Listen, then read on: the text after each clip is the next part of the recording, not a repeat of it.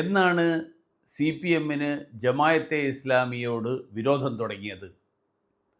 2020 ഒക്ടോബറിൽ അന്നത്തെ UDF convenor MM Hasan Jamaat e Islami നേതൃത്വവുമായിട്ട് മലപ്പുറത്ത് വെച്ച് കൂടിക്കാഴ്ച നടത്തിയത് മുതലാണ് ജമായത്തെ ഇസ്ലാമി CPM-ന് വർഗീയ മതമൗലികവാദ സംഘടനയായത്.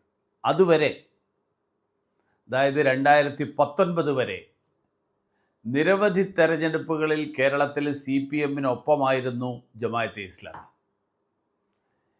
കേരളത്തിൻ്റെ ഹൃദയത്തിൽ അങ്ങേയറ്റം മുറിവേൽപ്പിച്ച മാറാട് കലാപ സമയത്ത് പോലും CPM-നൊപ്പമായിരുന്നു ജമായത്തെ ഇസ്ലാമി. 1996 ഏപ്രിൽ 22-ന് CPM മുഖപത്രം ദേശാഭിമാനി, ആ ദേശാഭിമാനിയിൽ പ്രസിദ്ധീകരിച്ച മുഖപ്രസംഗമുണ്ട്. ഇടതുപക്ഷം നയിക്കുന്ന പോരാട്ടങ്ങൾക്ക് പിന്തുണ നൽകിയ ജമായത്തെ ഇസ്ലാമിക്ക് നന്ദി പറയുകയാണ് ആ മുഖപ്രസംഗത്തിൽ. 2006 നിയമസഭയിൽ കോടിയേരി ബാലകൃഷ്ണൻ നടത്തിയൊരു പ്രസംഗമുണ്ട്. ജമായത്തെ ഇസ്ലാമിയെ പിന്തുണച്ചുകൊണ്ട് സംസാരിച്ചത് ഇന്നും സഭയുടെ രേഖകളിലുണ്ട്.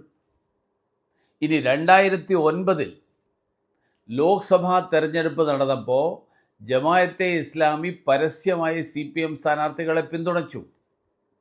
ഇതിനെപ്പറ്റി അന്ന് പിണറായി വിജയൻ പറഞ്ഞ പ്രസംഗം, അദ്ദേഹം പറഞ്ഞ പ്രസ്താവന എല്ലാ മാധ്യമങ്ങളിലും വന്നതാണ്.